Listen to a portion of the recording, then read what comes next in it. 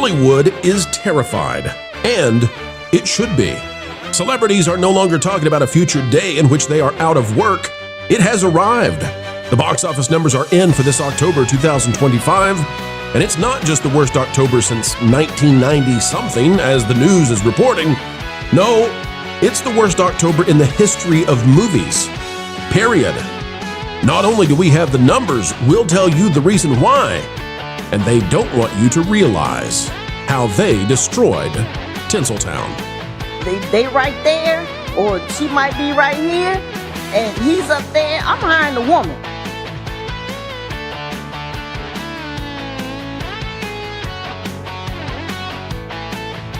Hello, ladies and gentlemen. Turn that frown upside down. It's the Pro Channel. Yet again, another video of excellence on the way. We're going to call out the Holly Weirds. And with a gusto, I guess you could say, a gusto that drives the nutsos wild. As we get ready to dive in, click the like button. And a quick shout out, folks, if you've been paying attention to Scott Adams, who we love. Scott's a great guy, great commentator, deeply thoughtful. Scott's going through a hard time out there, the author of the Dilbert comic series.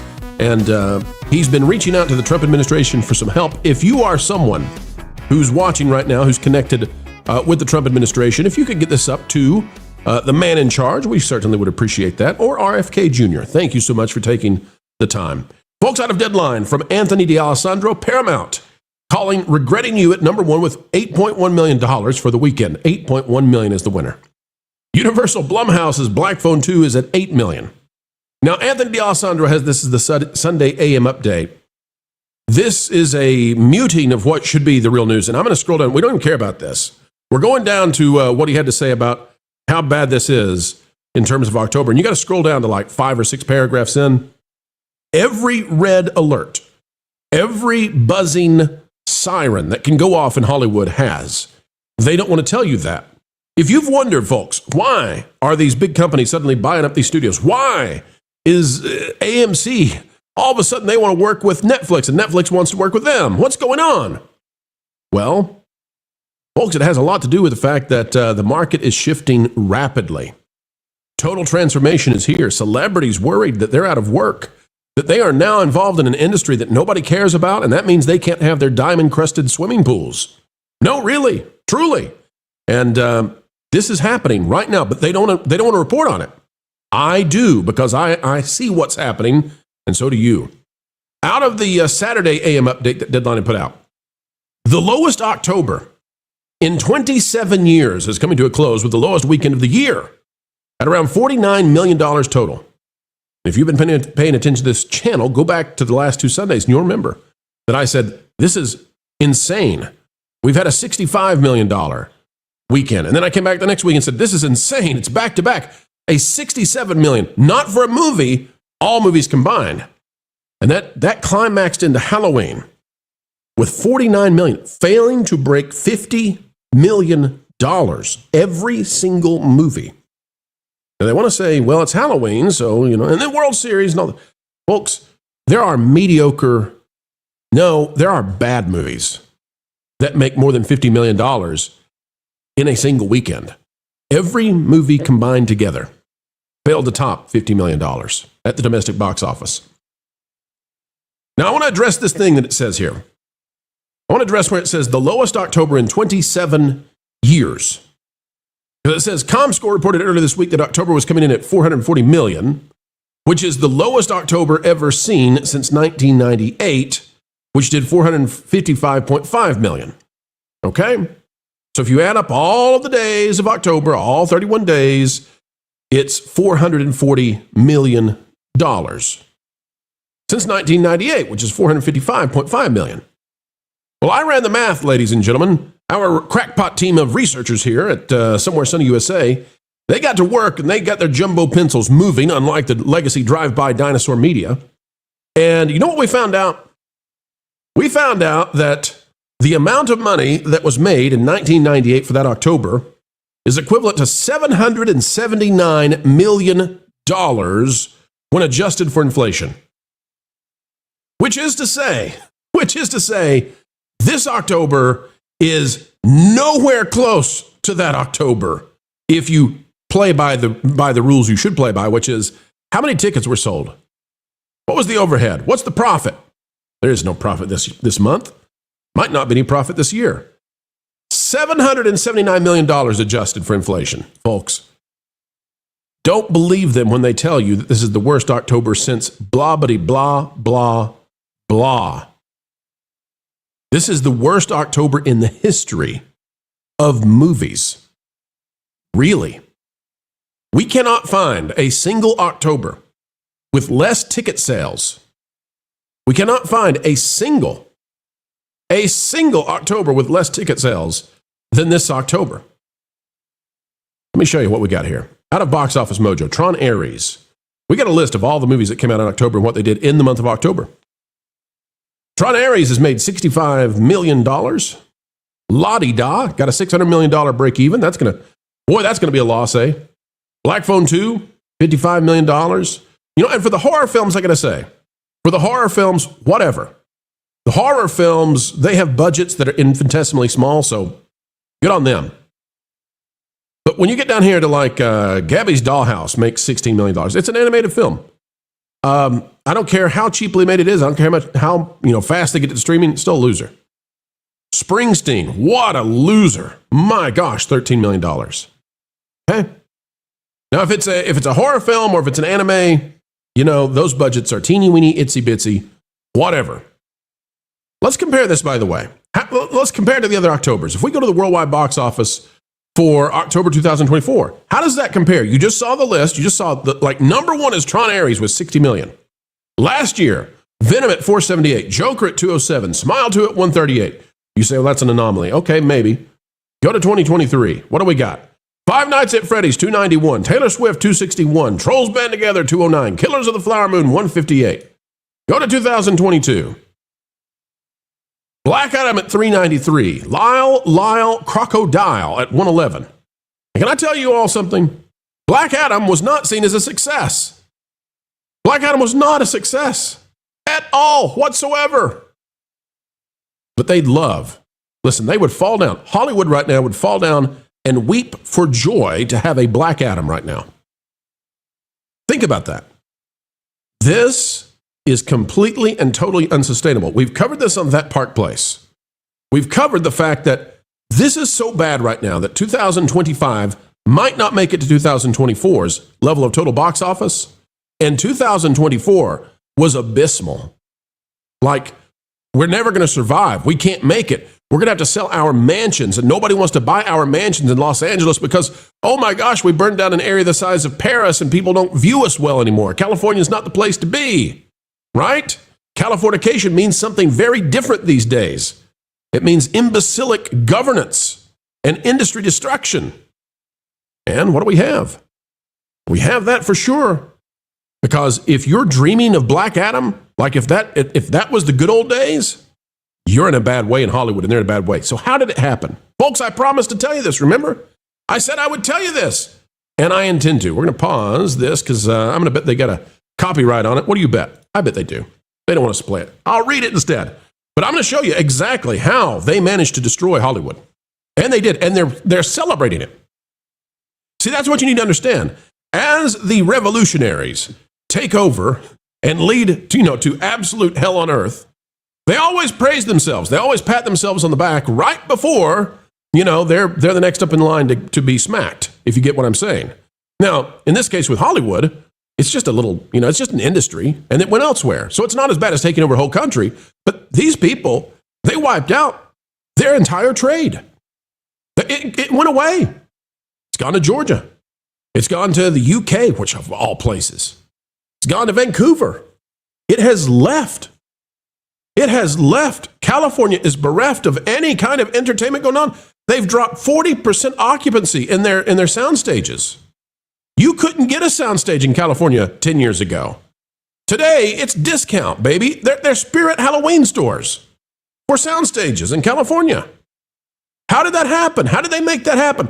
How are they turning, and within a year or two, it will be this way, I promise. How have they turned the Sunset Strip? How have they turned Burbank into Detroit this way? And they celebrate it. Out of Variety by J. Kim Murphy. Wanda Sykes loves hiring women over men. And if she's a black woman, you got the job. Let me read this to you, and I'm going to explain why it's so awful. Wanda Sykes accepted honors at Variety's Power of Women Los Angeles event on Wednesday evening, taking the stage for a speech in which she got candid about her preference for hiring women over men as a producer. Quote, my joy is when I'm able to hire somebody, and you know who I like to hire? Women. I'll be up front with you. When it comes to a position and I look on the paper, she might be right here and he's up there, Sykes said, putting out both hands with man, one slightly elevated above the woman. She says, I'm hiring the woman. That's just how I operate. And I'll be honest with you, if she's a black woman, girl, you got the job. Sykes then drew applause from the crowd before the stand-up went back into to a laugh line. When women thrive, the community thrives. We make everyone around us better. When you get women, when we win, everybody wins. When men win, sometimes they get a younger wife. So there's a lot of what she's saying there that's true. And then she ends with a laugh line, which is to denigrate men. Now, when I say that what she's saying is true, I'm not telling you that what she's saying is good. But I'm telling you that Wanda Sykes got up there and said, hey, do you want to know what's going on in Hollywood and has been for the past many years? I don't care about merit. I don't care about if you're good. I don't care about how hard and how long you've worked at being an artist. I'm going to hire you based on what's between your legs, maybe, or what you might pretend in that department. And I'm going to hire you based on your skin color, and you can't pretend there. That's what Wanda Sykes is saying. She's saying, if you are truly amazing, that's not what I'm after. I'm after, what was your DNA when you were born? Unless it's in this one particular area, again, between the legs, in which case just, hey, tell me whatever you want. Now that is tribalism. That is tribalism, and it's, again, what do we fight against when we talk about wokeism, ladies and gentlemen? Wokeism is postmodern, which is to say that it doesn't believe any kind of truth, just power. Neo-Marxism. What is neo-Marxism? Marxism is tribalism, right? It's the oppressed versus the oppressor. And the neo part of that says that, how are you being oppressed? Well, you're being oppressed not based on your money or your socioeconomic status. You're being oppressed based on how you were born. That way, the postmodern neo-Marxists get to say, there is no truth. It's all relative. It's all narrative. It's only about power. And if you are living in a trailer park as a person of European descent, you still are oppressing me as an ultra rich person who is of color, quote unquote, living in the Hollywood Hills. You're oppressing me, trailer person. You see how that plays? What Wanda Sykes is saying is that based on that, she and Hollywood, because they all stood up and applauded, remember? They can't get away from this. It's not that she says this and they went, boo. And they go, boo, Wanda. How dare you? It's an affront to artistry. It's an affront to artistry to say that you prefer and you privileged the, 8%, if you were to look at the population of Tinseltown, of women who are black versus everybody else. They didn't say, boo, Wanda. What about the Latino women, Wanda? They didn't say, Wanda, what about the Asian men? They didn't say any of that. They stood up and they applauded her. Because Wanda has said, I have a standard, and my standard for who I'm going to hire is based completely and utterly, not on their moral character, not on who they are, not on their experiences, not on their artistry, not on their execution abilities when it comes to a major project. I will hire you simply because you look like me. And Hollywood stands up and applauds. Yay, they say. We want more of that. As all their jobs go away.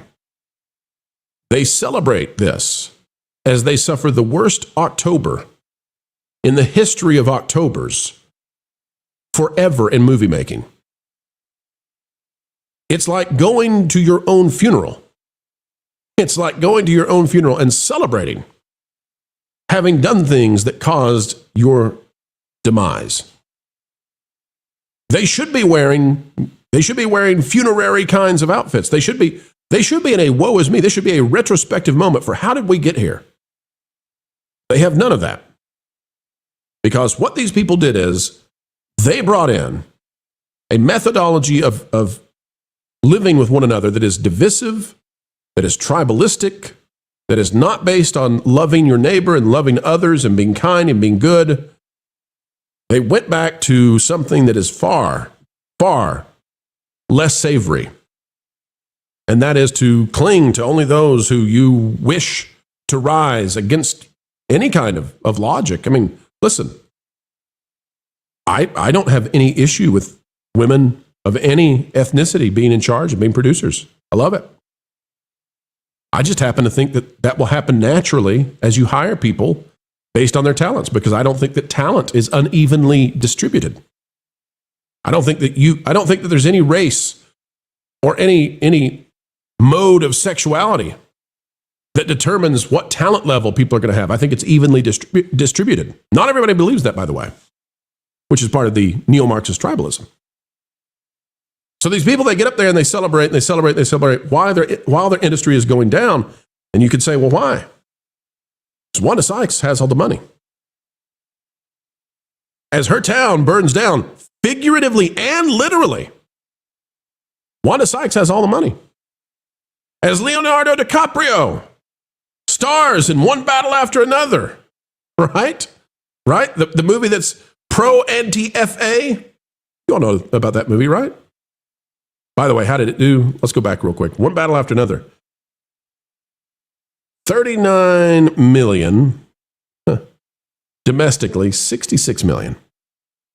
No, I'm sorry. 39 million gross in October. 66, almost 69 million total gross for its entire run. It also needs $600 million to break even. As they do these movies and they celebrate these things, right? Because Wanda Sykes is a different kind of problem as Leonardo DiCaprio's One Battle After Another. Wanda Sykes is celebrating tribalism and hiring people based on how they were born, hiring them based on their DNA, and by the way, not giving opportunities to others based on their DNA. That's what she's doing, and she's being applauded. And Leonardo DiCaprio is coming out with a movie that celebrates harming more than half the country.